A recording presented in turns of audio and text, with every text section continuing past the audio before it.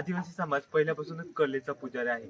नृत्याची, गायनाची, अभिनयाची सुरुवात जर कुठून झाली असेल हा प्रश्न आपल्या मनात येत असेल तर आदिवासी लोकसंस्कृतीच्या गहन अभ्यासातून नक्कीच या प्रश्नाचे आपल्याला उत्तर मिळेल.